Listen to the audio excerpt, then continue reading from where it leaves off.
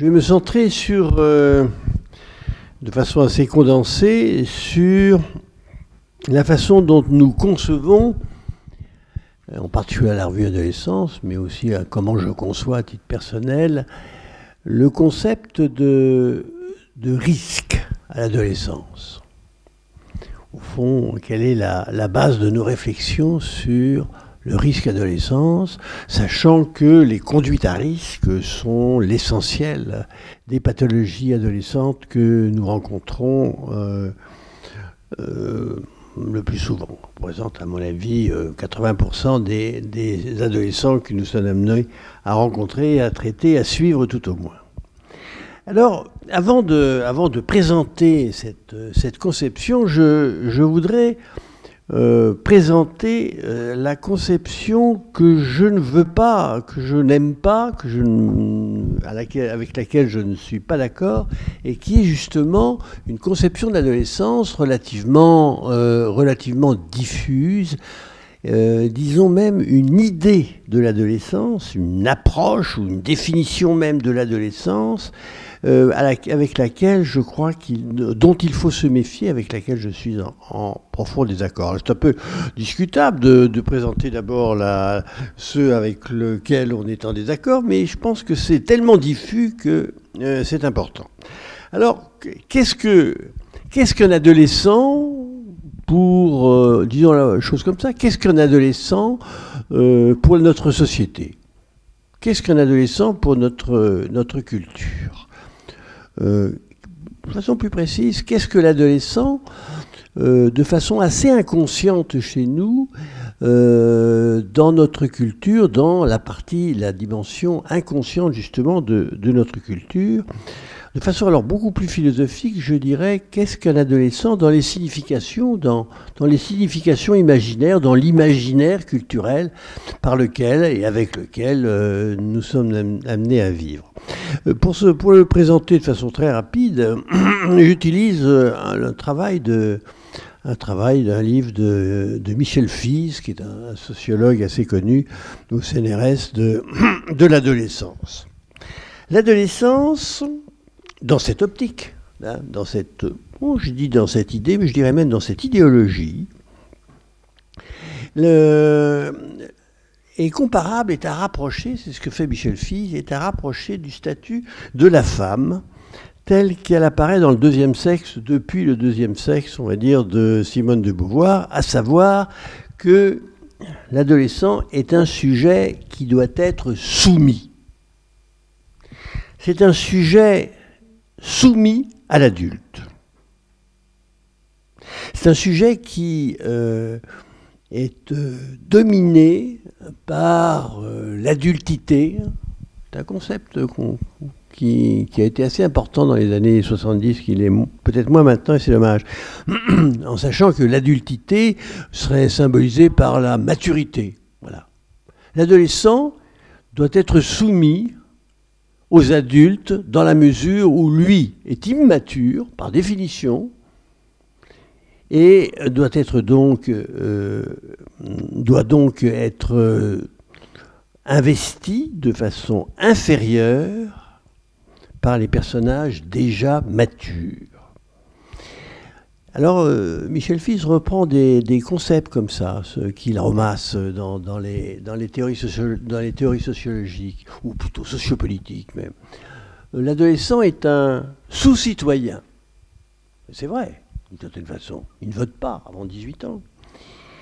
Il n'a pas à avoir de responsabilité. Il est en retenue de responsabilité. Il doit attendre pour avoir la responsabilité de la sorte. Eh bien, nous sommes, nous adultes, responsables de lui. C'est une question répétée des adolescents. Qui est responsable de moi? Or, le fond de sa question à lui, c'est « Je veux être responsable de moi ». Mais nous répondons « Qui est responsable de toi ?» Vous voyez le décrochage, en quelque sorte. La norme, alors l'adulte représente la norme, non seulement ce que Freud appelait la morale civilisée, mais la loi, la règle, les conditions du bien vivre, enfin toute une série qui est présentée, qui n'est pas présent et qui ne peut pas être présent chez chez l'adolescent, mais qui l'est chez l'adulte qui s'occupe de lui. En particulier, y compris, bien entendu, quand je dis les adultes qui s'occupent de lui, je comprends les professionnels de jeunesse que nous sommes, de la jeunesse que nous sommes, de la professionnelle de l'adolescence que nous sommes. Pour moi, adolescence et jeunesse, je pourrais me développer, sont synonymes. Alors, par nature, l'adolescent serait dans cette optique, dans cette position de soumission obligée. Je dis bien par nature, c'est-à-dire c'est parce que justement il est jeune qu'il n'est pas fini, qu'il débute sa puberté, qu'il est encore donc un enfant. On confond volontiers d'ailleurs l'enfance et l'adolescence. Il y a même en pédopsychiatrie, on s'occupe d'enfants et d'adolescents, lorsque, à mon avis, c'est deux cliniques complètement différentes. Eh bien, par biologie, eh bien, un adolescent est encore un être soumis. Et c'est un être inachevé. Je reprends des adjectifs qui sont constamment cités. L'adulte seul est achevé. Achevé. On peut penser que l'adolescent a envie de l'achever d'ailleurs. Mais ça, c'est une parenthèse. Et donc d'une certaine façon, il y a là toute une théorie qui fait de l'adolescent cet être qui n'est pas dont les progrès ne peuvent se faire que du côté de la maturité, dont les progrès ne peuvent être conçus que comme une sorte de soumission aux apprentissages que l'adultité lui offre. Apprentissage dans la famille, apprentissage à l'éducation nationale, etc. Alors, dans cette optique, comment se définit le risque ? Quel risque ? À quel moment doit-on dire que cet adolescent à soumettre est à risque ? C'est à la fois le moment en plus et en moins, je dirais à la fois le moment où il se soumet totalement à cet angle de vue. Hein, je suis conforme à la façon dont l'autre me voit. Ça, c'est un énorme risque pour lui. C'est-à-dire, je renonce à être moi-même, je suis strictement conforme à ce que à la philosophie que les adultes ont autour de moi. Alors, bien entendu, parmi les adultes, on pense évidemment essentiellement aux parents. Mais il y a une conformité. Je pense à cet adolescent qui me dit, lorsque je suis très angoissé, je ne suis que le fils de mon père. Je ne suis que le fils de mon père. Dans ces moments d'angoisse, il y a une sorte de vide personnel. Et il ne se trouve que dans la position de soumission à l'égard d'un père extrêmement, pas extrêmement fort le père, mais vécu comme tel. Donc le risque, nous le notons, la conformité. Deuxième risque, le refus de cette conformité que l'on va appeler la révolte, la transgression, la délinquance, le mauvais caractère, enfin bon, toute une série de la psychopathie, ce qui va s'appeler, qui se nomme psychopathie dans le cadre de la neuropsychiatrie.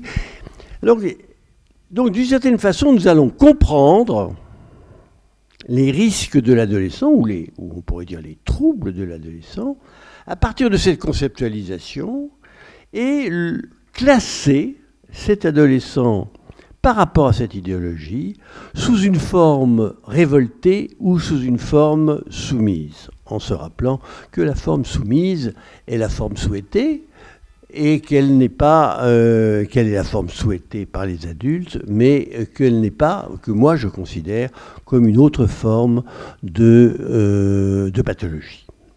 Alors voilà le point de vue qui, à mon avis, est le plus répandu et le point de vue que j'énonce comme ça au début, comme ce qu'il ne faudrait pas penser. Enfin, tout au moins ce que je me refuse à penser concernant l'adolescence. Pour moi, l'adolescence n'est pas dessous, n'est pas dans une position de castration, mais l'adolescence est une création.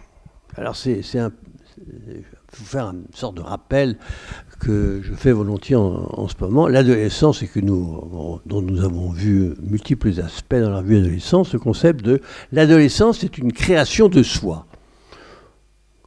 Kaufmann dit une invention de soi. c'est intéressant dans la mesure où cette invention de soi, elle vient au moment de la puberté. Donc, on pourrait aussi réfléchir par rapport au fait qu'il y a déjà une invention de soi chez le bébé, enfin dès le bébé, tout au moins, mais non.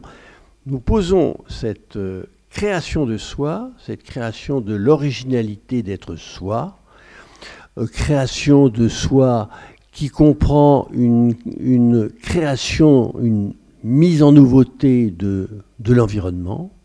Cette création de soi s'inaugure à partir du changement biologique qu'est la puberté. Ce que j'ai appelé les remaniements psychiques de la puberté, le pubertaire. Alors, cette idée de la création, que l'adolescence est un ensemble de processus par lequel le sujet se crée, il est déjà sujet puisqu'il se crée. Un sujet n'est jamais immobile. Un sujet, il est en mouvement. Il est en mouvement créatif. À partir du moment où nous cédons à ce mouvement, sommes-nous encore sujets. Donc il est vraiment, par le fait qu'il est dans la création de lui-même, de façon élective, de façon, je dirais, paradigmatique, il est un sujet. L'adolescent n'est pas donc un sous-citoyen ou un sous-sujet, comme je le disais précédemment. Nous avons la conception que l'adolescent est jeté dans un travail de création. Je dis jeté pour vous montrer combien ce travail de création est obligé. Il ne peut pas en rester à ce qu'il a été jusqu'alors, avant 13 ans, avant 14 ans. Il est jeté dans la nécessité de créer du nouveau. Quand je dis du nouveau, vous entendez bien que aujourd'hui, je ne suis pas comme hier, demain, je ne sais pas. Enfin, bref, qu'il y a quelque chose qui est de l'ordre du personnel, mais d'un personnel en mouvement. Avec toujours l'impression, et ça on va y revenir, toujours l'impression que cette création est insuffisante, n'est pas suffisamment source de jouissance pour lui, qu'il n'est pas suffisamment engagé dans cette activité de subjectivation. Et là, je définis dès le début, voyez-vous, donc à la fois ce mouvement créateur et en même temps cet idéal de création qui est bien difficile à définir. Disons que l'adolescent se crée sous le regard de l'idéal de ce qui devrait être. Non pas de ce qui sera, parce que ce qui sera, ce n'est pas le problème. C'est de ce qui devait être aujourd'hui. Peut-être même pas ce qu'il aurait dû être hier. Mais il y a donc, parallèlement à cette mobilisation des phénomènes psychiques, eh bien, sur lesquels je vais revenir, une mobilisation animée, je dirais, inspirée, ou plutôt aspirée par un idéal d'être. Alors, bon, n'en disons pas plus sur le plan de l'approche, la définition de la création subjectale ou la création subjective, pas subjectale, subjective, je ne vais pas rentrer dans cette différenciation, mais venons sur ces lignes de force de cette création. Quelles sont les lignes de force de cette activité créatrice strictement nécessaire chez cet encore enfant, et néanmoins qui ne l'est plus? Vous voyez, on est constamment dans des antagonismes. Quelles sont les lignes de force de cette activité créatrice de l'adolescent? Pour le modèle que nous utilisons, est un modèle volontiers de Winnicott, mais il y a d'autres modèles, mais c'est la pensée de Winnicott sur la création. C'est Winnicott qui a été le grand théoricien de la création, et à partir du jeune enfant. Un peu paradoxalement, il n'a pas eu une véritable théorisation de la création à l'adolescence. Deux lignes de force. Ce sont les deux lignes de force que repère Winnicott. Première ligne de force, c'est ce qui est déjà là. C'est ce qui est déjà là. Autre ligne de force, et qui est l'incitation au changement, ce qui apparaît, ce qui est nouveau. ce qui est là maintenant et qui n'était pas là hier, quelque chose comme ça. Donc il y a deux lignes de force qui sont très opposées, et en même temps qui doivent être, à un moment ou à un autre, complémentaires, pour que le sujet se crée. Deux lignes de force antagonistes, on pourrait dire paradoxales, en travaillant un peu le concept de paradoxe en psychologie, paradoxales, deux lignes de force paradoxales qui doivent, dans l'évolution créatrice, faire se rencontrer, pas seulement en contiguïté, mais se coordonner et apparaître dans le vers son adolescence, qui est le terme. Alors ces deux lignes de force que Winnicott, approfondissons ces deux lignes de force qui sont tout d'abord le déjà là. Le déjà là winnicottien, c'est l'infantile. Pour un adolescent, ce qui est déjà là, c'est l'infantile.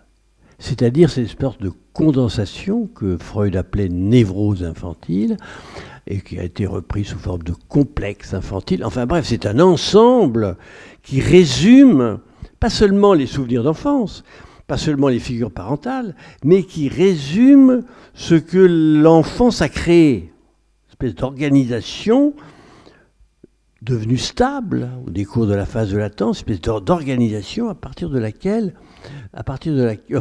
qui résume en quelque sorte, mais pas seulement comme une figure, comme des figures, des souvenirs, etc., mais qui est une véritable organisation fixée, tellement fixée qu'on la retrouve dans les cures d'adultes, n'est-ce pas?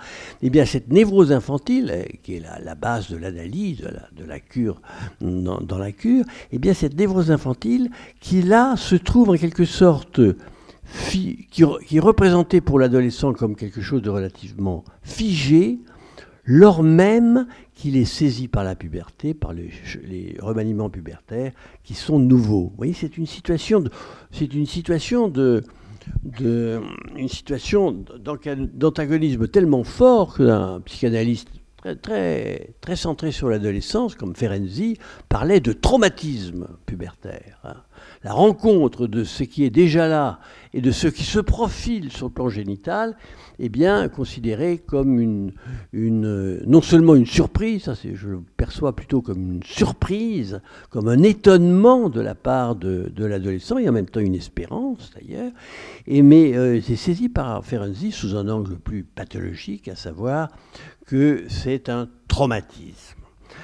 Alors l'infantile, disons un mot quand même de cet infantile, c'est, je disais tout à l'heure, une organisation déjà installée. Je ne vais pas la décrire, c'est le surmoi, les idéaux de l'enfant, les idéaux des parents, enfin c'est une organisation qui a ses attendus, l'organisation du moi, de la position narcissique de l'enfance, etc.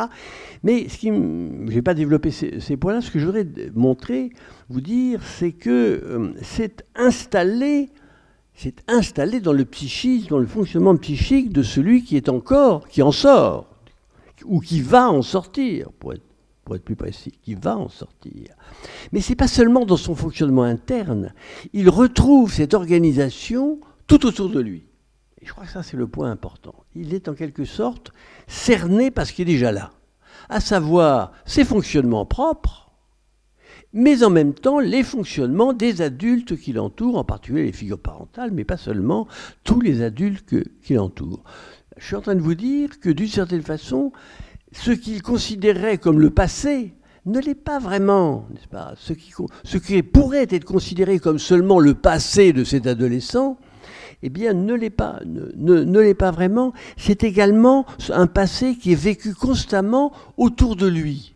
Alors, prenons l'exemple des figures parentales, eh bien oui, ses parents sont essentiellement le porteur de cet infantile, le porteur de ce qui a été construit dans l'enfance et ce qui ne peut plus être valable aujourd'hui. Alors une sorte de conservatisme, on pourrait définir ces figures parentales comme animées par un automatisme de répétition, toujours les mêmes, n'est-ce pas? Et donc à la fois au-dedans de lui et au-dehors, sachant qu'en fait cet environnement avant de montrer cette confrontation, je dirais qu'il y a les parents, les figures parentales, mais il y a aussi chacun d'entre nous, comme professionnels que peut rencontrer l'adolescent. Nous sommes des adultes porteurs de l'infantile, de l'adolescent que nous avons en face de nous. Hein?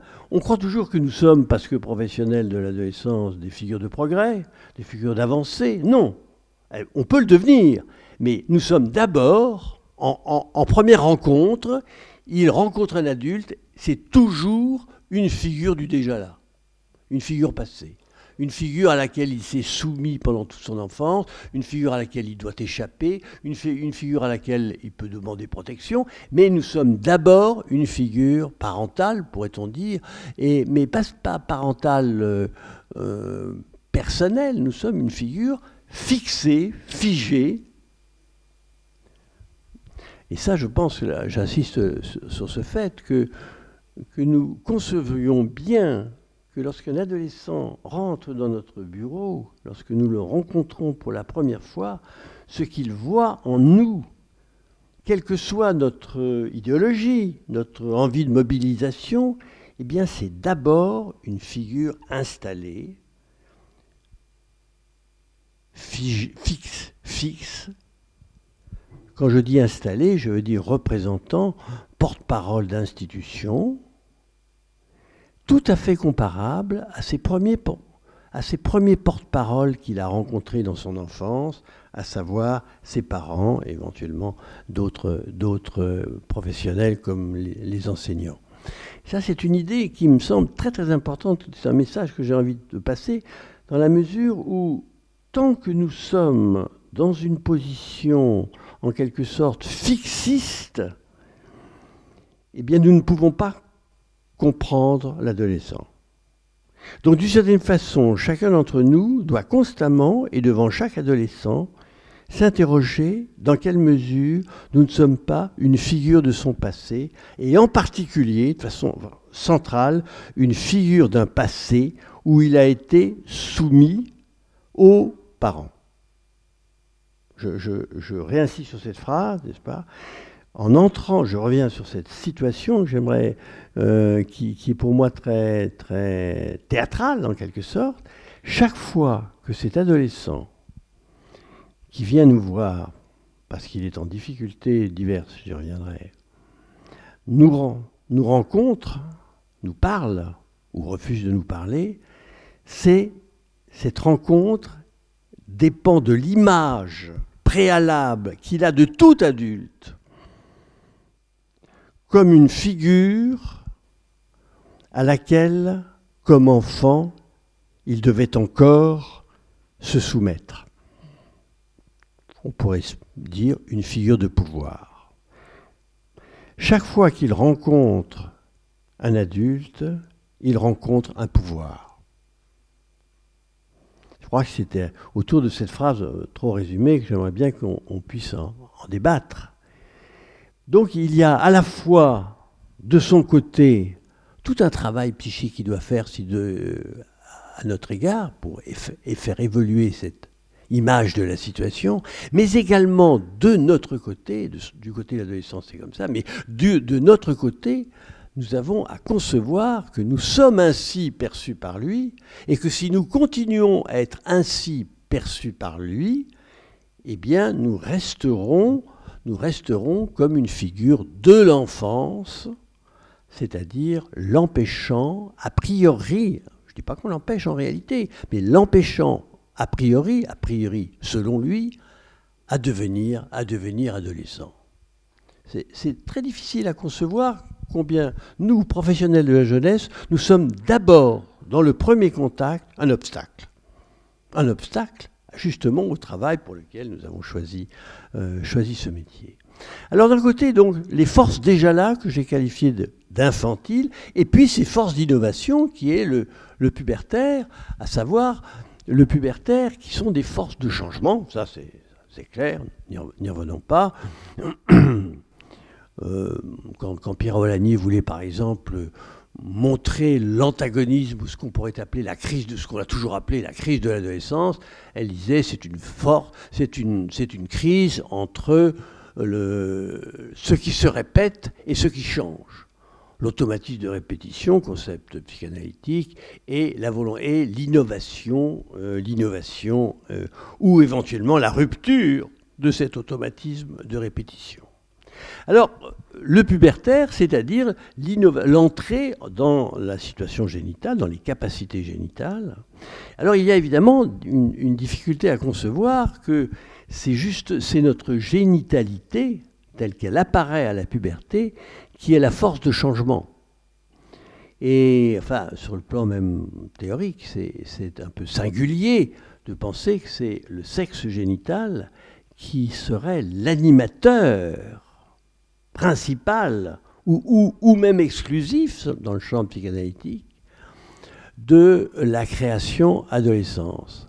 Ça n'est pas donc la génitalité elle-même conçue comme un résultat biologique, comme l'arrivée de la puberté dans un corps d'enfant. Il faut le penser en termes de complémentarité, c'est-à-dire de ce concept très important qui est le besoin d'autre. L'enfant n'avait pas besoin, engagé dans sa sexualité infantile, n'avait pas besoin d'autre. L'adolescent, lorsque la génitalité apparaît, a aussitôt l'image d'un autre. Aussitôt l'image d'un autre. Alors là, je ne vais pas en rester trop longtemps dans la théorie, je vais vous montrer combien il y a là une compréhension clinique. Sachant que cet autre, je ne le définis pas, hein, c'est un autre partenaire amoureux, c'est un autre partenaire de haine, c'est un autre qui est une figure parentale, le modèle édipien, c'est un autre... Bon, c'est simplement, lorsque naît la génitalité, l'autre devient nécessaire. Alors, on cite toujours la fameuse phrase de Rimbaud, « Je est un autre ». Oui, sans analyser cette phrase-là, on pourrait dire que le je, J-E, n'existe pas dans la mesure où il n'y a pas un autre. Alors, vous voyez le contraste entre les figures de pouvoir, que sont les figures de soumission plutôt, que sont l'infantile, qui ont présidé à 14 ans de vie, n'est-ce pas, et maintenant, le surgissement d'un besoin absolu de participer avec d'autres. Participer au plan génital, mais participer au plan de l'affection, l'amour, etc., avec l'autre. On est en train d'aller plus loin dans ce raisonnement.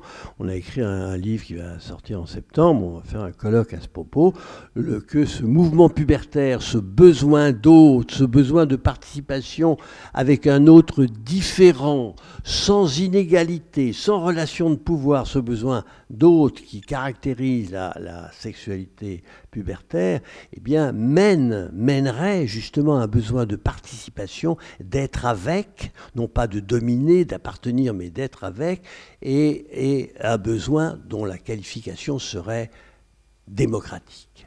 C'est-à-dire une espèce de besoin qui part de cette génitalité par un travail de sublimation, se produit vis-à-vis d'une nécessité d'être avec un autre sans inégalité. Je pourrais résumer ma pensée en disant que l'enfant vit dans l'inégalité intergénérationnelle, l'adolescent, comme je l'ai dit dans mon préalable, risque d'y vivre également. Mais s'il veut vraiment se créer lui-même, innover, il doit vivre dans la différence des sexes, et la différence des personnes, la différence subjectale, la différence des sujets, mais pas dans leur inégalité.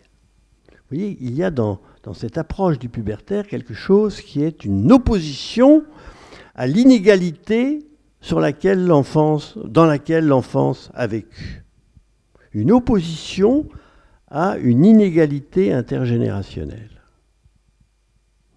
jusqu'alors, qui a été jusqu'alors son quotidien, son mode de vie. Il y a une... Alors je reparlerai de là, je préciserai un peu ce que j'ai parlé tout à l'heure d'idéal d'adolescence. S'il y a un idéal d'adolescence, c'est un idéal de différenciation sans lien de pouvoir, de différenciation sans inégalité de statut. Un exemple de ce besoin d'autre, on pourrait dire de cette présence automatique de l'autre. C'est un jeune garçon qui vient me voir en secret par rapport à ses parents et qui avait pris rendez-vous lui-même. Il a 14 ans, et il lui arrive ce phénomène nouveau, pubertaire, à savoir, il a vécu sa première éjaculation. Et cette première éjaculation, ça n'est pas, il l'a décrit, non pas en termes de plaisir ou d'orgasme, pas du tout. Il l'a décrit en termes de cette image d'un autre qui lui est aussitôt apparu. Je crois que c'est important de voir que l'adolescent ne saurait avoir une pratique génitale solitaire. Il y a toujours une pratique avec un autre fantasmé ou un autre présent, mais il y a la nécessité, pour que la situation pubertaire se produise, il faut cet autre. Il y est apparu tout de suite une image, et une image étrange, inattendue pour lui. Toute l'adolescence est inattendue pour l'enfant. C'est un événement inattendu. Mais inattendu pour lui, c'est l'image de son père. Je dis inattendu dans la mesure où il avait été élevé entièrement par sa mère, il n'avait jamais vu son père, le père étant parti pendant la grossesse, ayant fui, disons-le comme ça, devant la grossesse de sa mère dont il est né. Ce père n'existait pas. Ne disons pas son père n'existait pas. Donc on réalise a posteriori qu'il a existé toute son enfance. D'ailleurs la mère le savait. Elle avait gardé le téléphone direct de son père sur sa table de nuit en disant à son fils, tu veux appeler ton père, tu prends le téléphone. Bon, il ne l'avait jamais fait. Et lorsqu'il est devenu donc pubère, il est apparu comme une nécessité qu'il téléphone et qu'il voit son père. Là, nous sommes bien à la fois dans cet imaginaire adolescent, imaginer le père au moment critique de son évolution, et en même temps, ne pas en rester à l'imaginaire, il faut du concret.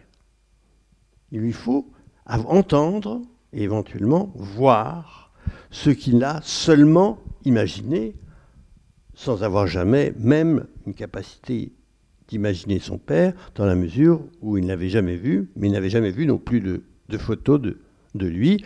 Sa mère les avait bazardés dans un moment de colère, et voilà. Donc il téléphone à son père, il demande un rendez-vous, il le voit, son père le reçoit, tout apparemment va bien, il y a presque une sorte de retrouvaille, quelque chose comme ça, hein, ou plutôt, disons, de trouvaille, une sorte qui l'amène pendant cette rencontre à un certain optimisme, ce que j'appellerais une sorte d'inspiration à devenir maintenant quelqu'un, puisque mon père me reçoit, c'est pas quelque chose comme ça. Cet autre privilégié contre lequel il avait pas mal de sentiments agressifs pendant toute son enfance, en parallèle avec sa mère. Et à la fin de l'entretien, son père lui dit qu'il n'avait plus envie de le revoir, qu'il ne fallait pas être gêné par ces rencontres, que ça avait été très agréable, mais il ne fallait pas que ça se reproduise. Tu me gênes. Alors il s'est soumis comme un enfant régulier, si ce n'est que cette exclusion, alors je reste dans ce que je vous disais à l'instant, ce refus de l'autre, cette solitude dans laquelle il est rejeté, il fallait qu'il trouve d'autres substituts. Il va en chercher d'ailleurs des substituts. Mais pour le moment, il reste à vide. Il ne peut plus être enfant, puisqu'il maintenant il a une éjaculation, mais il ne peut pas trouver d'autre pendant un certain moment. C'est intéressant, cette idée qu'il faut absolument de l'autre, et à ce moment-là, il a fait une bouffée hallucinatoire. Et c'est pour ça qu'il venait me voir, c'est parce que ce père, il entendait une voix d'homme derrière lui, de façon tellement présente, tellement vivante, pourrait-on dire, qu'une fois il s'est retourné, pensant qu'il y avait un homme, en effet, derrière lui. Il s'est même une fois retourné lorsqu'il était devant la glace. Il ne voyait personne et il a pensé que cette voix venait de quelqu'un qui se cachait. Donc il y a véritablement une hallucination au sens d'un autre totalement imaginaire, absent, sans réalité, qui était donc une construction hallucinatoire. Je crois qu'on peut beaucoup réfléchir sur ce moment-là qu'il m'a décrit, dès la première consultation, qu'il m'a décrit. C'est ce qui m'a permis de réfléchir comment peut naître un moment psychotique comme ça dans l'adolescence. Alors il a développé plus qu'un moment psychotique, il a développé une rectocolite hémorragique, etc. Et il a ensuite guéri de tout cela grâce, on va dire, grâce au cannabis. Voilà. Donc on peut imaginer, quand on voit la façon dont il est venu au cannabis, les difficultés que les différentes cures de désintoxication qu'il a eues dans les mois qui ont suivi, les différentes cures qui n'ont pas eu un effet évident, il a lâché le cannabis que lorsqu'il a eu pour la première fois un grand amour, on va dire la chose comme ça, qu'il a enfin trouvé un autre nécessaire. Alors, avec cette observation, avec cet exemple clinique, je pourrais développer si vous voulez, cet exemple clinique vous permettrait de montrer une espèce de confrontation entre le passé organisé, un passé déjà là, nous dit Winnicott, organisé, hyper présent pendant 14 ans. C'est bizarre que je dise justement hyper présent lorsqu'il n'a jamais vu son père, n'est-ce pas? Mais hyper présent par le fait qu'il a imaginé son père toute l'enfance. Qui est mon père, n'est-ce pas? Donc un père qui a été présent imaginairement sans l'être dans la réalité, que ce passé a été aussitôt, dès le changement pubertaire, aussitôt confronté à un présent. Je vous disais tout à l'heure que ce déjà-là, il est à la fois un passé qui est toujours présent dans la tête de l'adolescent, mais également dans l'inconscient, et puis un présent, et qui est une confrontation entre ce qui était, mon père n'était pas là, et maintenant ce présent, mon père est-il là? Oui, il est là. Oui, je m'entends bien avec lui pendant toute une matinée d'un samedi, et puis à la fin, plus de père, terminé. Je le gêne. Je lui ai dit d'ailleurs, ça doit être difficile pour toi de vivre comme une gêne. Difficile de vivre lorsqu'on gêne. Alors, ce passé, il avait à construire quelque chose qui était lui-même se faisant, comme disaient les Bovici, se faisant avec cette innovation corporelle et psychique, et en même temps se passer en concevant bien que ces sensations, en quelque sorte, ces sensations étaient interprétées, étaient mises en mots en termes de père. C'est étrange. Il ne m'a pas dit qu'il avait eu du plaisir, qu'il avait une jouissance, qu'il avait également du plaisir à avoir pris 1,75 m à 14 ans, etc. Il ne m'a pas dit, il ne m'a pas parlé de son corps. La seule personne dont il m'a parlé, c'est le père. Et de surcroît, il était venu m'en parler en cachette de la mère. Il ne voulait surtout pas blesser la mère par cette demande qu'il avait de ce grand autre qui était le père. Alors venons-en, vous voyez, j'ai esquissé quelque chose que je ne peux pas continuer, on ne peut pas continuer à dessiner, qui est la crise d'adolescence ou la création adolescente, la création critique de l'adolescence. Alors question maintenant, on change de chapitre, à quel moment cette création est impossible? À quel moment, en tant que psy, je parle de pathologie?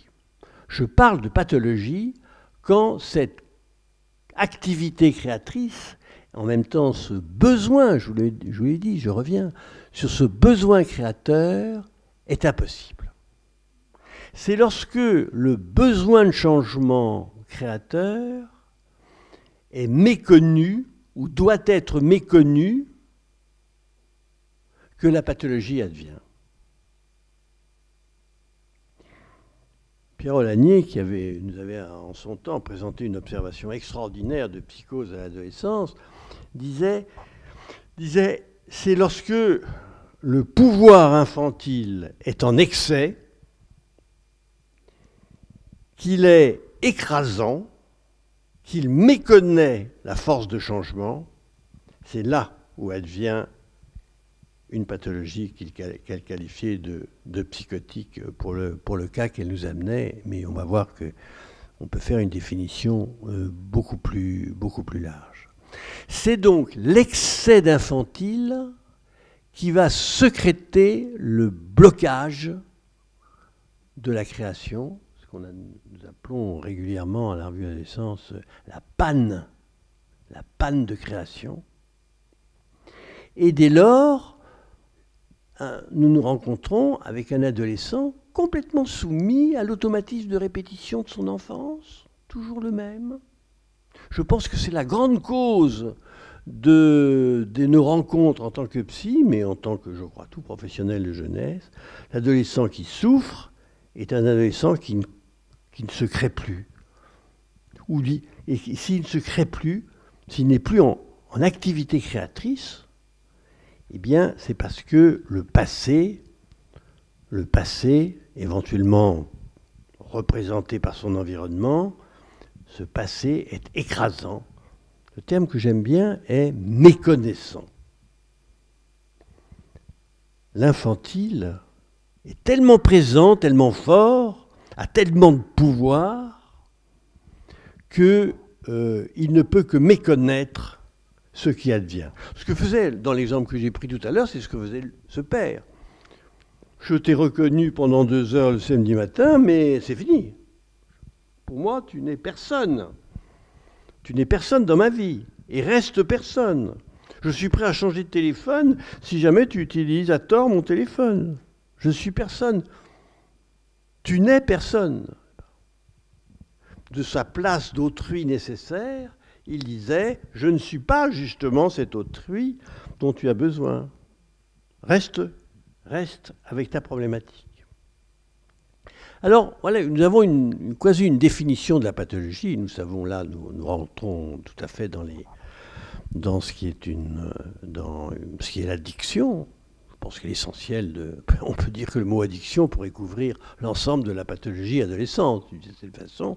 Addiction au suicide, addiction ces répétitions suicidaires qu'on voit, addiction à différentes conduites d'automutilation, d'attaque du corps, etc. Enfin, addiction à des différents produits, addiction éventuellement passionnelle, on va faire un numéro sur la passion à l'adolescence, qui est en fait une addiction à autrui, comme ça, à un petit autrui qui devrait remplir le vide.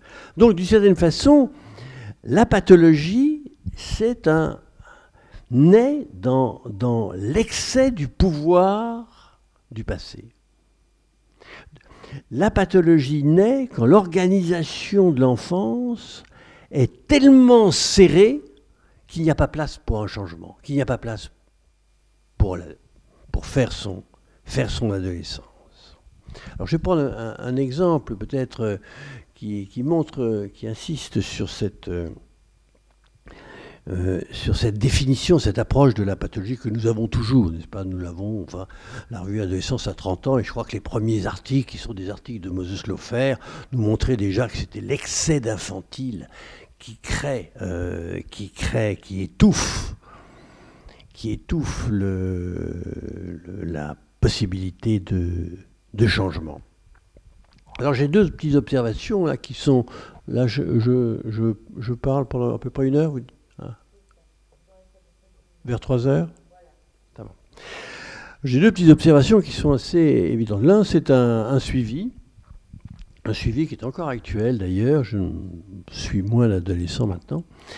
Un garçon il entre dans mon bureau, il me dit voilà, j'ai vu pas mal de psychiatres déjà, les uns disent que je suis bipolaire, les autres disent que j'ai un syndrome d'Asperger, voilà, je ne sais pas quel est votre avis. Là, je ne sais pas si vous remarquez, mais je parlais de pouvoir, là je parlerai du pouvoir de l'idéologie. Et en particulier, c'était vraiment me souligner que les psychiatres qu'il a vus chaque fois, une fois, avaient un pouvoir sur lui extraordinaire. Leurs paroles l'avaient déjà défini. Il était structuré par les quelques phrases qu'il avait entendues.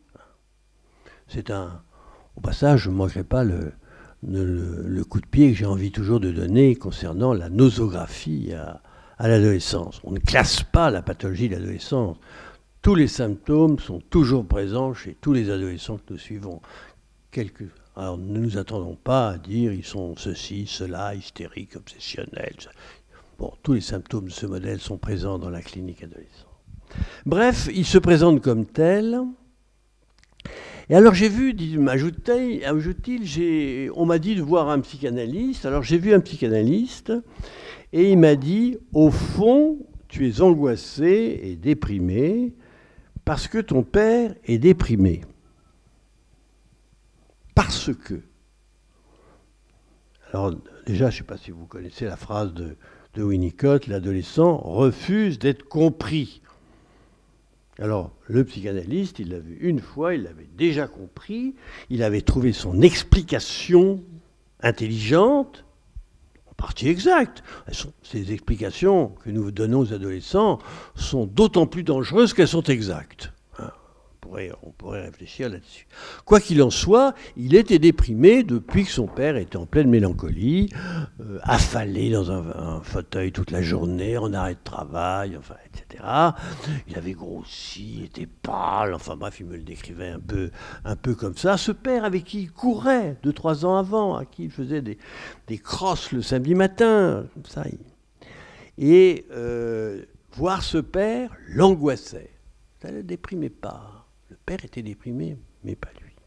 Bon, j'ai commencé à le suivre et je suis arrivé sur l'analyse. Enfin, il y a eu un virage important. J'ai suivi à peu près 3 à 6 mois d'abord avant ce virage important. Peut-être que pendant 3 à 6 mois, il disait beaucoup, il était très bavard, mais il ne se passait pas grand-chose. Et on est arrivé à cerner ce qui faisait en effet son problème. Donc le psychanalyste, il avait bien vu la chose.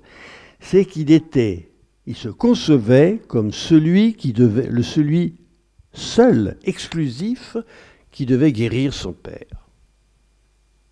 Alors il savait bien que son père avait un psychiatre, il avait commencé une cure analytique, etc. Il savait bien tout ça, mais il pensait que par son statut de fils, il avait la mission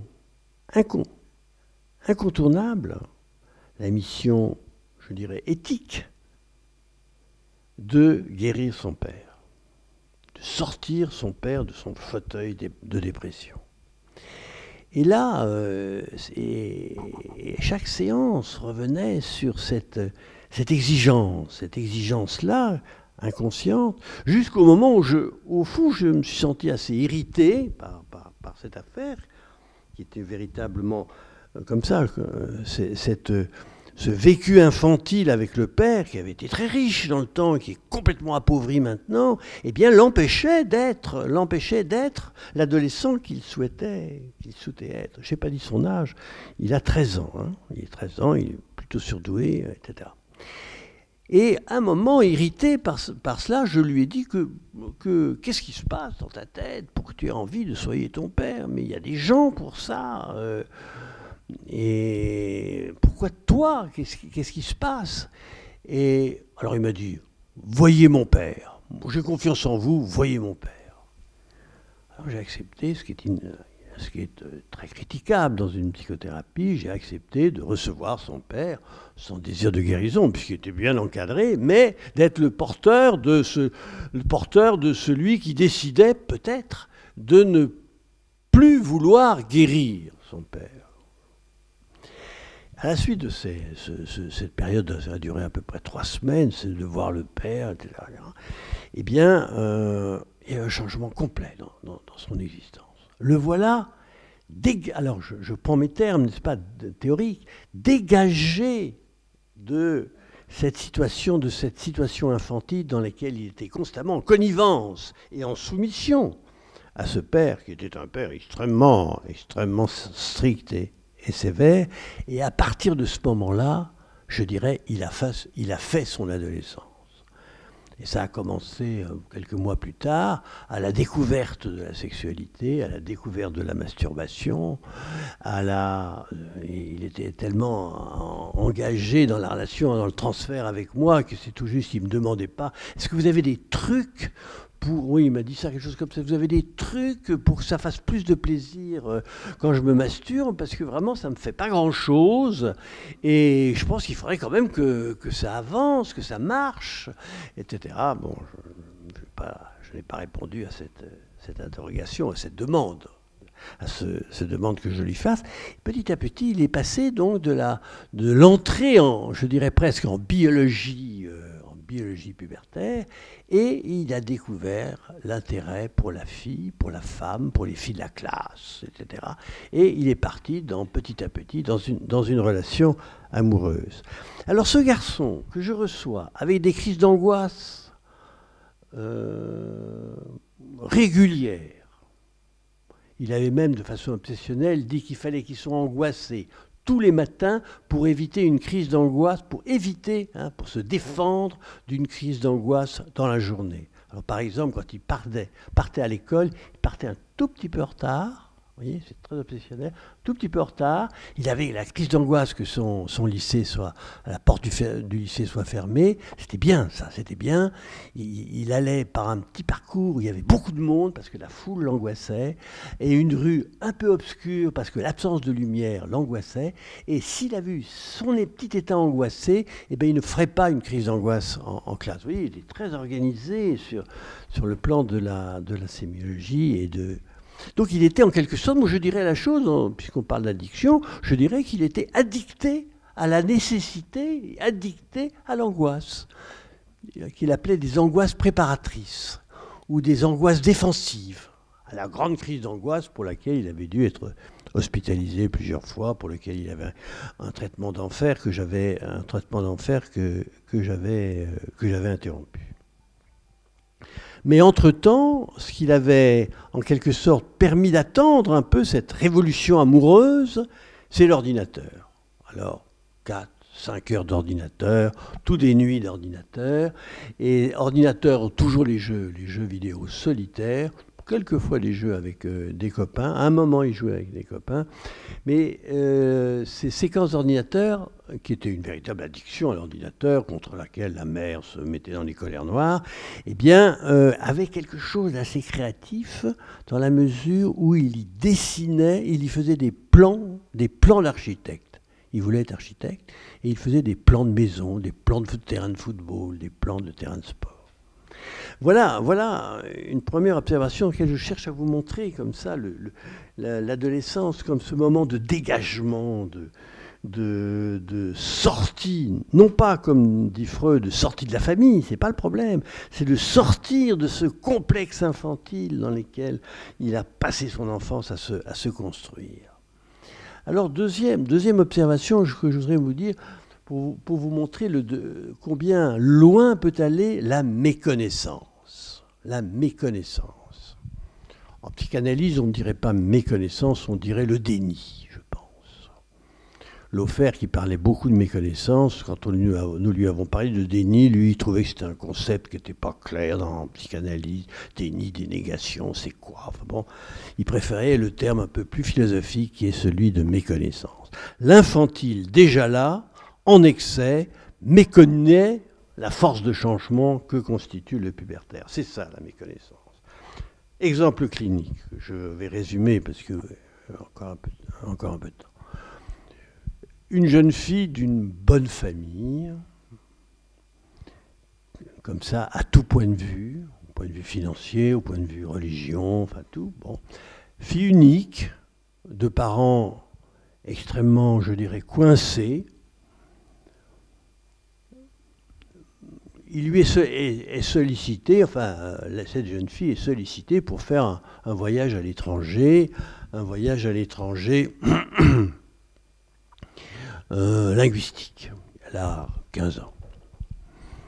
Elle va en Allemagne, à Berlin, et là, elle va dans une famille. Dans cette famille, les parents sont partis. Elle est reçue par un garçon de 15 ans, qui est le fils unique, d'une famille très bien également, etc. Et pendant 15 jours, ils vivent une vie de ménage.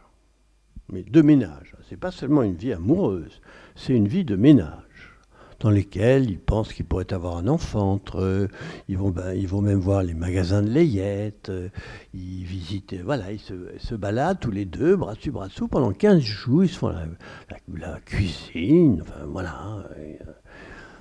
Et elle revient chez elle après, et comme c'est une fille extrêmement confiante dans ses parents, elle raconte tout ça à ses parents, stupéfaits, bien sûr, et d'emblée leur répond « Ce que tu nous racontes, c'est de la folie, c'est pas possible. Ça n'est pas vrai. » Enfin, elle est prise comme une sorte de mythomane. Les parents décident inconsciemment, de méconnaître l'événement qui a transformé leur petite gamine en une jeune femme.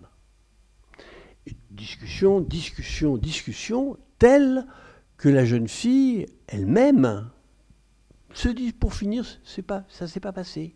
On arrive à méconnaître, elle méconnaît elle-même l'histoire. Vous voyez, comme quand je vous disais que la force infantile, elle est chez les parents, ou éventuellement chez un enseignant, mais elle est chez ce parent, et en même temps dans sa tête. Quand il y a une méconnaissance, c'est une double méconnaissance, une méconnaissance de l'environnement et une méconnaissance interne. Ça va très loin, ce que je suis en train de vous dire, implicitement. Ça veut dire que lorsque nous prenons en charge un adolescent, eh bien, il faut voir son environnement. Son environnement est fondamental. Parce que l'environnement fait une espèce de jeu de miroir ou de confrontation, de jeu de résonance entre le dedans et le dehors, et on ne sait pas très bien si la méconnaissance vient du dedans ou du dehors. Pour elle, quoi qu'il en soit, ces 15 jours sont oubliés. Oubliés, au sens, il y a la naissance d'une amnésie. Un mois plus tard, nous sommes au mois d'août, un mois plus tard, au moment de la rentrée scolaire, vers le 15-20 septembre, elle commence de façon extrêmement rapide une anorexie mentale. Extrêmement, avec un amaigrissement rapide, disparition des règles, enfin, etc., le tableau d'anorexie mentale.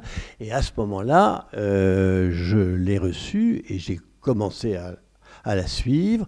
Et pendant environ 3 mois, je ne savais pas pourquoi, enfin, je ne voyais pas pourquoi cette anorexie mentale avait commencé. Enfin, je veux dire, ma compréhension, je suis beaucoup d'anorexie mentale, bien sûr, bon.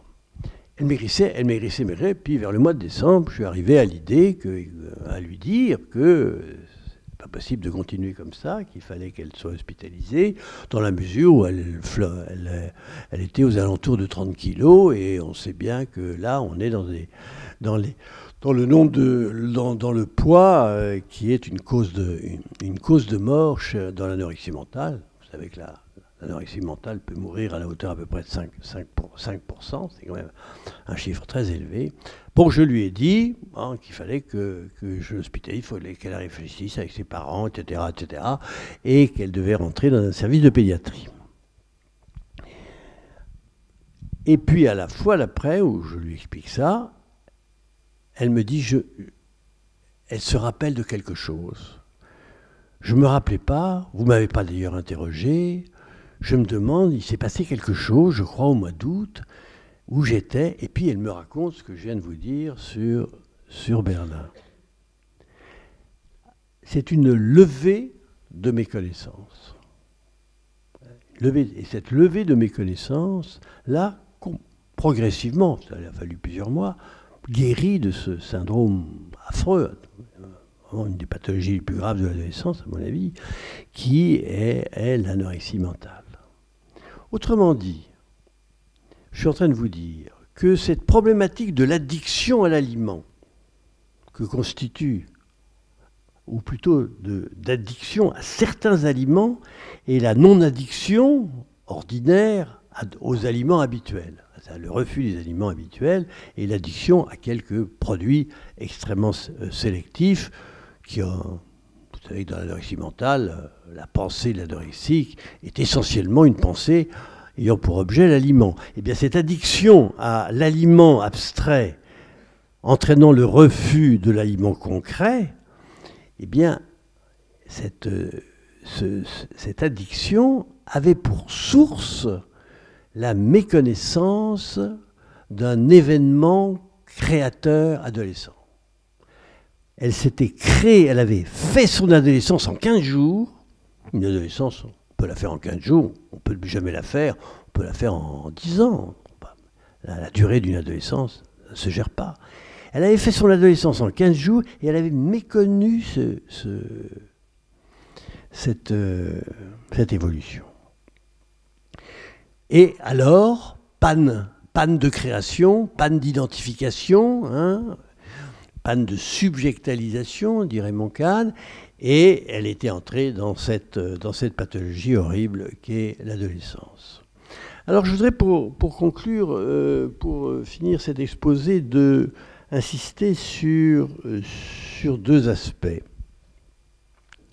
Deux aspects faisant partie de la clinique justement de la pathologie adolescente, en particulier de cette addiction, qui sont deux pistes de réflexion qui me semblent très importantes.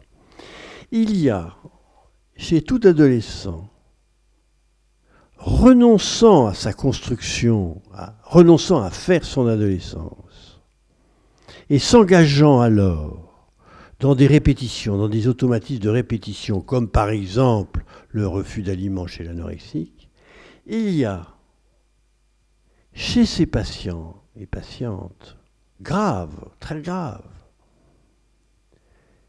autre chose que la passivité dans la pathologie. Ce ne sont pas seulement, je dirais comme ça la chose, ce ne sont pas seulement des malades. Et nous ne devons pas les prendre, d'ailleurs, comme des malades. Ils sont en panne de se créer et ils souffrent de cette affaire. Angoisse, dépression, symptômes d'attaque du corps. Mais, alors, ne les classons pas malades. Car si nous voulons parler avec eux, ça n'est pas avec des malades, c'est avec des héros. On a fait tout un numéro sur le héros à la revue adolescente. Ce sont des héros, je m'explique. Ce sont des adolescents qui ont perdu l'occasion, qui ont perdu l'occasion de faire leur adolescence et qui plaident en faveur d'une adolescence à faire. Il y a dans leurs symptômes la plaidoirie en faveur de ce qui est de la cause de l'adolescence, qui est la puberté. Il y a une sorte de plaidoirie en faveur, une plaidoirie au sens fort, agressif, une plaidoirie telle qu'on en voit aux assises, une plaidoirie qui va loin, qui peut aller, on va y revenir, qui peut aller jusqu'à des suicides éventuellement projetés, réussis, etc. Une plaidoirie pour l'adolescence. J'ai beaucoup réfléchi sur la nécessité pour les professionnels de l'adolescence d'être animés dans leur compréhension de l'adolescence sous une forme que je qualifierais un peu de façon simplette d'optimiste. Ayons une théorie de l'adolescence optimiste. Ce sujet qui est plongé dans la pathologie, plongé dans la nosographie, soumis à des psychiatres qui n'arrêtent pas de classer, de les classer comme ça sous des chapitres divers, qui maintenant d'ailleurs en plus prescrivent éventuellement des médicaments qui sont interdits avant 16 ans, etc., etc.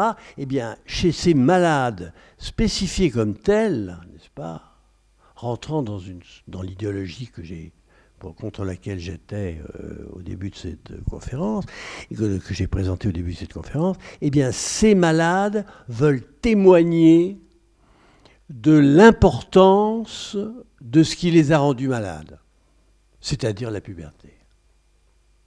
Cet anorexique coincé dans son lit, refusant hospitalier, refusant le plateau, qu'on enferme pour pas qu'elle s'échappe, décidant des trucs sur les murs, etc. Je me rappelle j'ai même suivi une anorexique qui avait mis le feu au service hospitalier, au service de Philippe Jamet. Enfin bref, qui sont vraiment dans la pathologie. Eh bien, elles sont là, elles se vivent comme le témoin d'une adolescence refusée. Alors je pourrais dire la même chose pour certains délinquants, certains classés délinquants, qui seraient le témoin de la force de la créativité adolescente. On a eu tout un débat dans un colloque à un moment, peut-on se subjectiver sans transgresser ? Point d'interrogation. J'en dis pas plus. Donc d'une certaine façon, admirons le sujet qui en est à attaquer son corps pour montrer l'erreur de son environnement.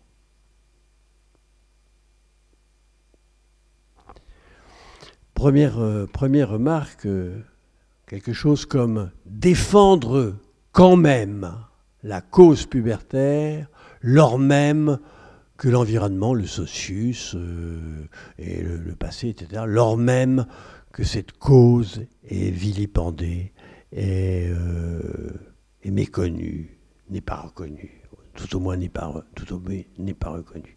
Deuxième remarque sur ces conduites pathologiques qui est intéressante, c'est l'ordalisme. Alors il y a de nombreuses thèses sur le fait que l'adolescent, dans ses conduites à risque, le fait sous regard. Il risque par rapport au regard d'autrui, à un regard ou à plusieurs regards, regard du socius ou regard de cet autre. Par exemple, se couper le poignet à condition de le montrer à ma mère. Bref, ces conduites à risque se font sous le regard d'un autre, d'un énorme autre. On pourrait l'appeler le grand autre, au sens lacanien. Mais ce ne sont pas des conduites à risque bébêtes, comme celle d'avoir un accident de moto, d'aller trop vite en moto en se disant si je me casse la figure, eh bien, c'est que j'ai été malhabile, mais il y a un Dieu qui me protège, etc. Je monte la vitesse, etc. C'est pas ça. C'est qu'il y a, dans la conduite à risque, un regard qui ne fait pas que juger. C'est un bon regard. C'est un regard on la qualifie souvent de protecteur. Il n'est pas vraiment protecteur. C'est un regard qui trouve normal le risque, la prise de risque plutôt. C'est un regard qui est vivement intéressé par cette prise de risque. Un peu comme je vous disais tout à l'heure que que l'adolescent malade, il plaide sa cause. Et il voudrait trouver, en plaidant sa cause, quelqu'un un juge participatif, un juge qui c'est bien le paradoxe, un juge qui ne juge pas, quoi, quelque chose comme ça. Hein. Alors, donc toute conduite à risque, même les addictions les plus chroniques, les plus, je dirais, bébêtes, du sens de, je ne sais pas, de tel ou tel produit que l'adolescent continue à prendre pour dormir, ou des choses comme ça. Toute conduite à risque est ordalique. L'ordalisme, c'est ça. C'est le modèle, ça passe ou ça casse. Mais c'est pas ça passe ou ça casse qui est seulement posé, c'est ça passe ou ça casse devant quelqu'un qui me regarde et qui étudie la façon dont je me comporte. Il y a donc toujours un tiers. Il y a un tiers, dans la pathologie adolescence, toujours un tiers implicitement présent. Evelyne Kestembert, une psychanalyste qui est une des fondatrices de l'école française de psychanalyse dans les années 60-70, parlait d'un personnage tiers. Il y a toujours un personnage tiers qui regarde l'adolescent prenant un risque ou répétant des risques. Un personnage qui ne cherche pas à vous influencer. Non, un personnage qui n'est pas un personnage de pouvoir, mais c'est un personnage auquel l'adolescent a confiance. Je dirais c'est un personnage auquel l'adolescent donne de l'autorité. Autorité au sens... autorité, ça signifie créer de l'auteur. C'est pas tout à fait... C'est pas du tout l'image du pouvoir. Donc il y a ce personnage tiers. Je prends souvent l'exemple dans l'Antiquité de Persée et la Méduse. Il s'agit d'éviter le regard addictant, fascinant de la Méduse. Et ce que Persée a trouvé, ce qu'il n'a pas trouvé, ce qu'on lui a conseillé, c'est la déesse Athéna lui a conseillé de prendre un bouclier miroir dans lequel la Méduse va se regarder et se tuer elle-même, sans avoir besoin de tuer et manger l'adolescent qui l'observe. Il y a donc ce qui préside à la rencontre dramatique de l'adulte Méduse et du jeune héros adolescent, c'est Athéna en dotant, en quelque sorte, son héros d'un bouclier. Il y a donc toujours un tiers qui en quelque sorte soulagerait l'adolescent du poids de l'infantile. Vous savez, l'addiction, c'est l'attaque du corps, c'est la contrainte par corps du fait d'une dette importante. Je dirais là, l'addiction, c'est la contrainte par corps pubertaire, du fait de la dette massive que constitue le passé, et en particulier les figures parentales exigeant de leur enfant qu'il reste leur enfant. Bref, cette deuxième remarque que je veux faire pour conclure, c'est qu'il y a toujours un autre sous forme d'un regard dans toutes les conduites d'adolescents. Et on peut espérer que cet autre, moi je pense que c'est un des buts des psychothérapies d'adolescents, c'est que le thérapeute ou l'éducateur ou l'enseignant, quelquefois, soit ce personnage tiers auquel l'adolescent ne se confie pas forcément, mais qui prend place dans sa vie comme quelqu'un qui pourrait lever la dette, qui pourrait être favorable à ce qu'il ne soit pas trop endetté par son passé. Donc un personnage tiers qui soit un adulte, on pourrait dire un adulte motivé, un adulte intéressé, on pourrait dire aimant. Pierre Olagnier le nomme interprète motivé. C'est motivé, c'est le terme qu'elle utilise. Et alors là, s'il y a celui-là, ce personnage, le risque n'est plus nécessaire. Le risque, il n'est pas nécessaire de continuer à prendre des risques. Donc d'une certaine façon, c'est un moment où ce transfert, cette recherche d'un personnage tiers, a suffisamment eu du succès, c'est à ce moment-là que l'addiction pour être guérie, enfin, je ne sais pas si le terme est heureux, mais pour être soulagée. Voilà. J'ai dépassé de 5 minutes mon heure, mais ça va. Merci de votre écoute.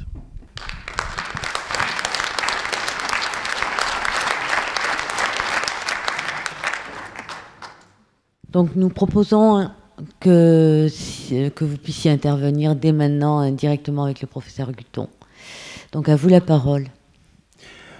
Merci M. Guthon de cette intervention salutaire qui nous éclaire et nous aère un peu sur cette problématique de l'adolescence. En vous écoutant tout à l'heure, votre plaidoyerie sur la spécificité même de l'adolescent, j'ai l'impression que on est passé, c'est la même plaidoyerie qu'on avait fait à l'époque par rapport à l'enfant. Par rapport sur le fait que l'enfant n'était pas simplement un petit homme, mais que c'était un être avec toute sa subjectivité.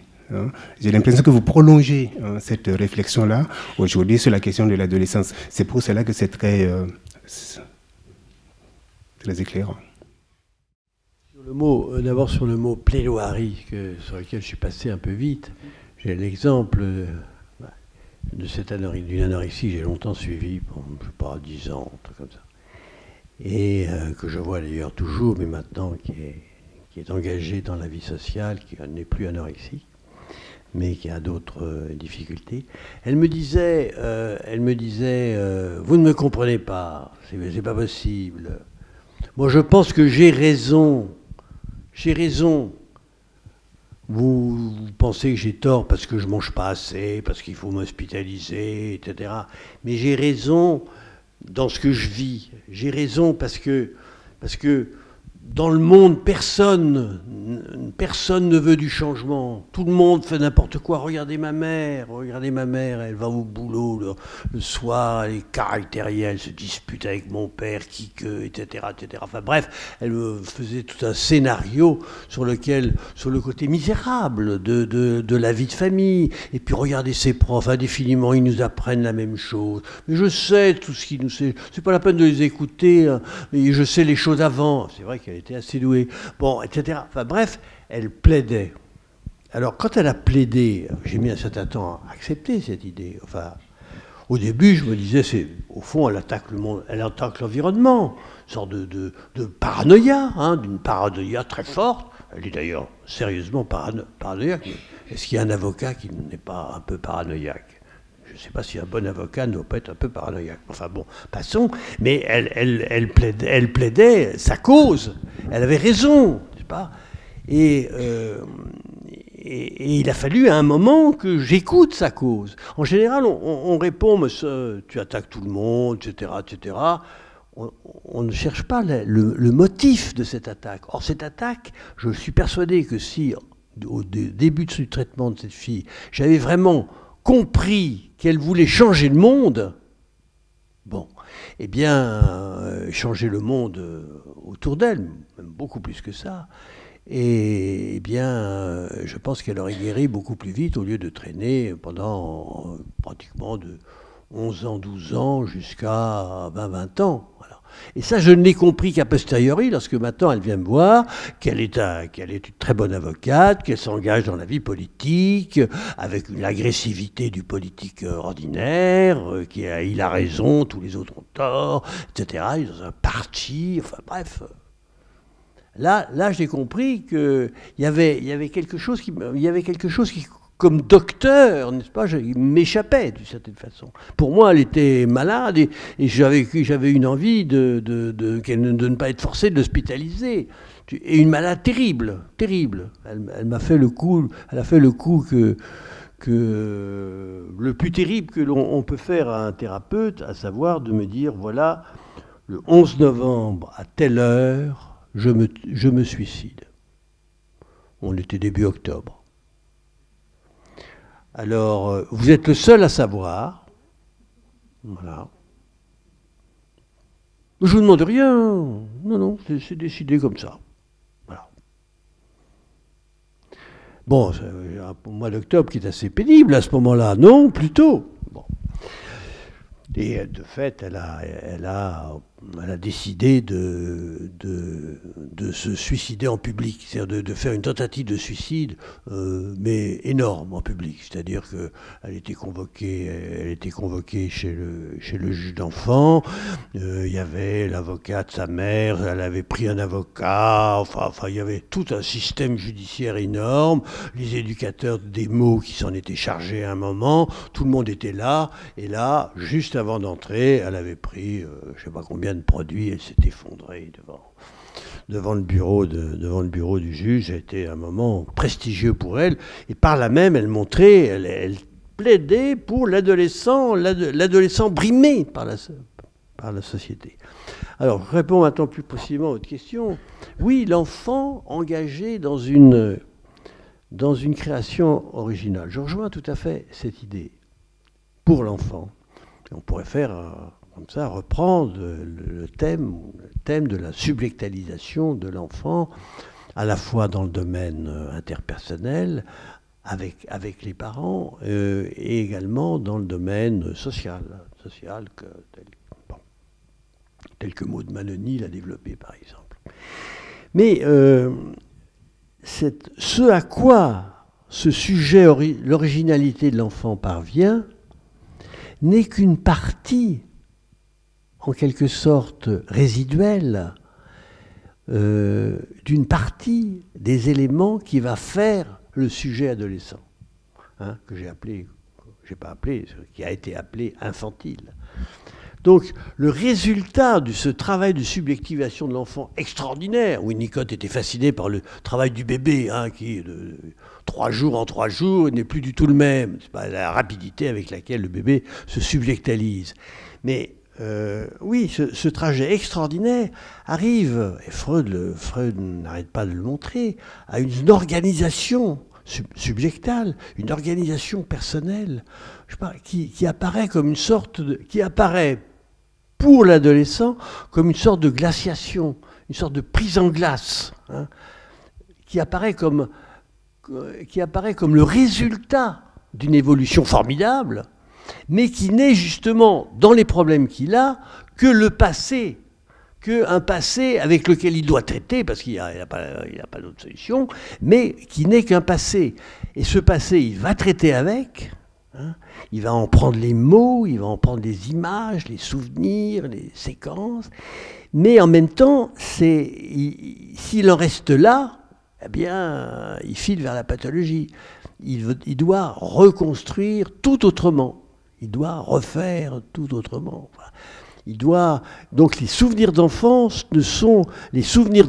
par exemple, doivent à ce moment-là être réélaborés complètement différemment dans un travail subjectif nouveau par rapport à la cause de cette nouvelle subjectivation qui est la génitalisation.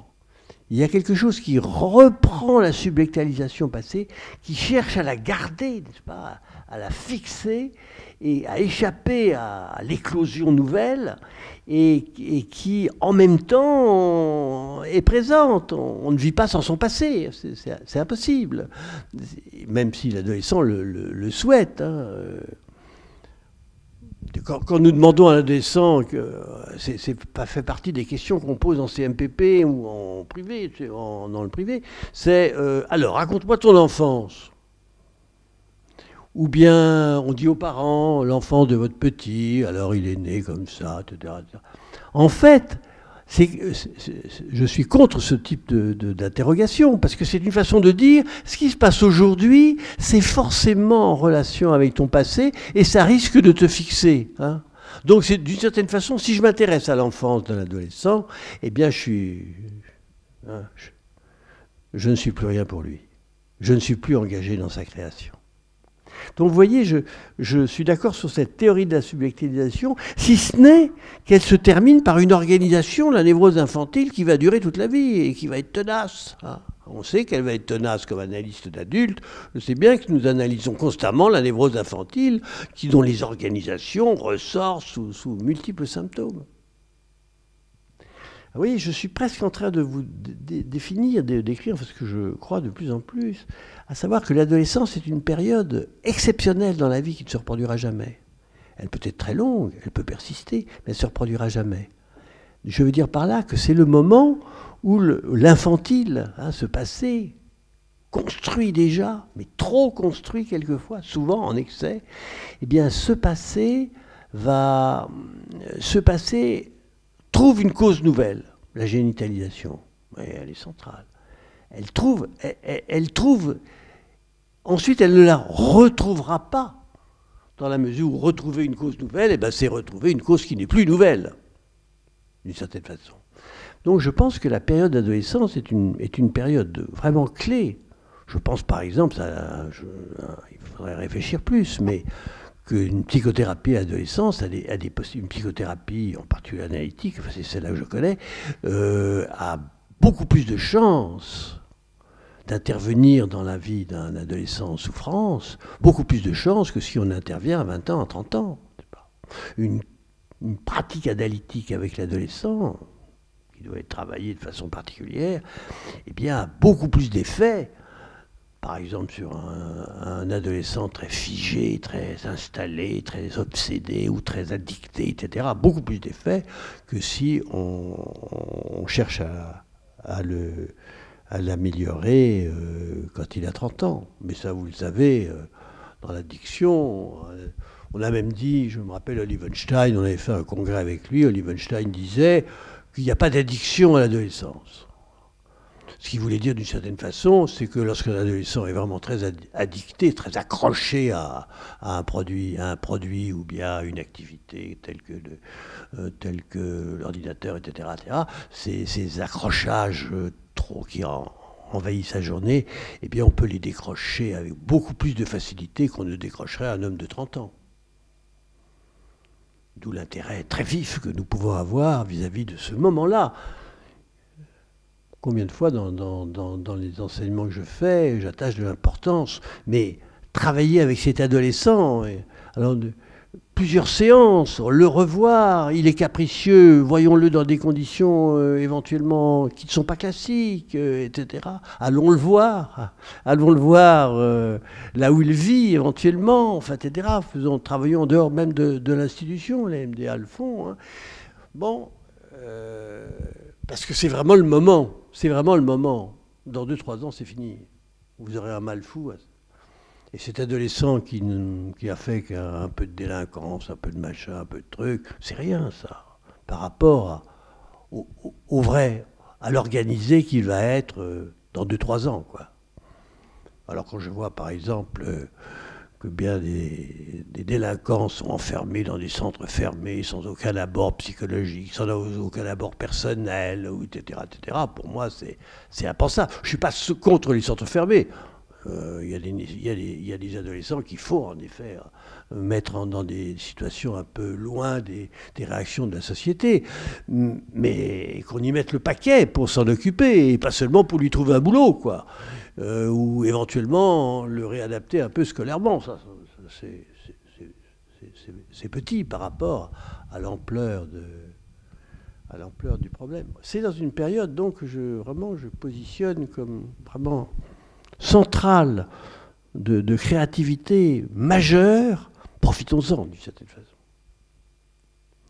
À vous entendre dire admirons le sujet qui, en attaquant son corps, montre à l'entourage qu'il est dans l'erreur.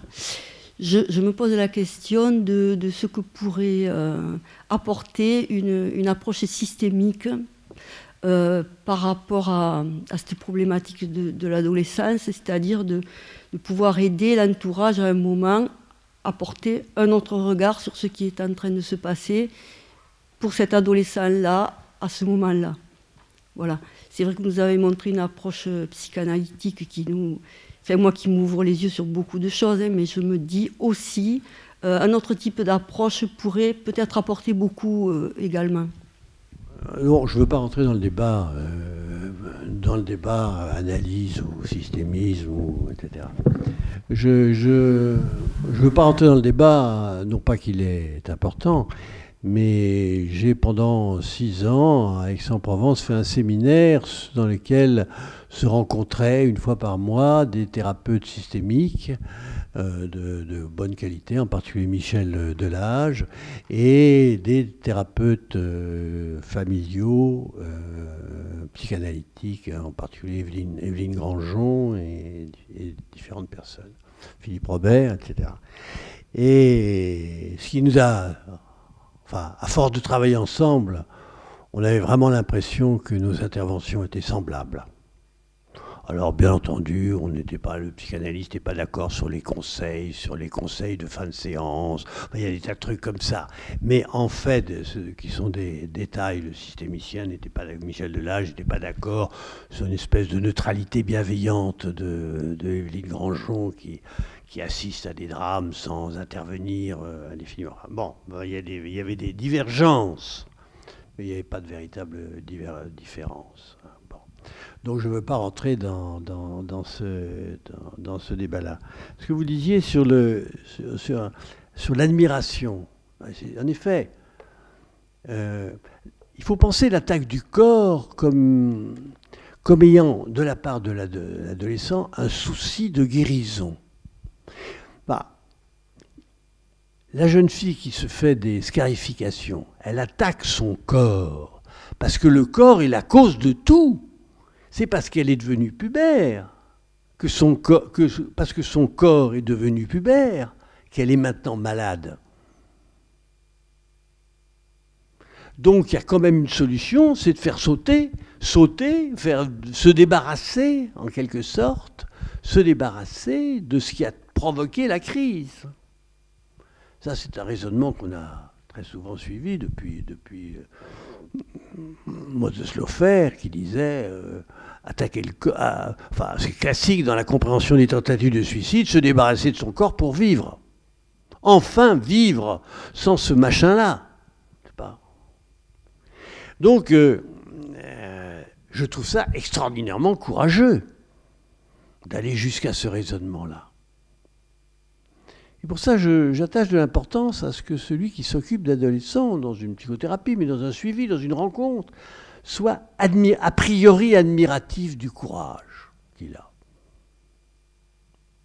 Par exemple, pour les attaques du corps, le risque de perdre sa vie, mais aussi la souffrance infligée. Alors on va parler de masochisme, de plaisir de la souffrance, etc. Bien entendu. Mais quel courage pour se scarifier tous les soirs. Donc je pense que le thérapeute ne serait pas... Enfin, si on parle d'une neutralité bienveillante, neutralité devant un adolescent, c'est nul. Ça. Alors là, vraiment, rester neutre devant un adolescent, autant ne rien faire. Alors la bienveillance, je pense que l'adolescent n'a pas du tout envie que nous soyons bienveillants, c'est-à-dire... Mon pauvre petit, enfin vous voyez, le travail un peu, plutôt le travail d'infirmière ou d'infirmier, enfin bon, on va te soigner, enfin bon, non, c'est pas non plus ce qui cherche. Et je crois que s'il y a, je dirais que l'admiration est un contre-transfert en termes analytiques, est un contre-transfert fondamental avec l'adolescent. Ouais. Je ne m'en suis pas aperçu tout de suite. Hein. J'ai commencé comme un psychothérapeute analyste classique. Hein. Mais maintenant, je pense que ce type d'affect, ce type de regard admirateur, dans l'horreur que certains adolescents vivent dans la pathologie, c'est une bonne chose.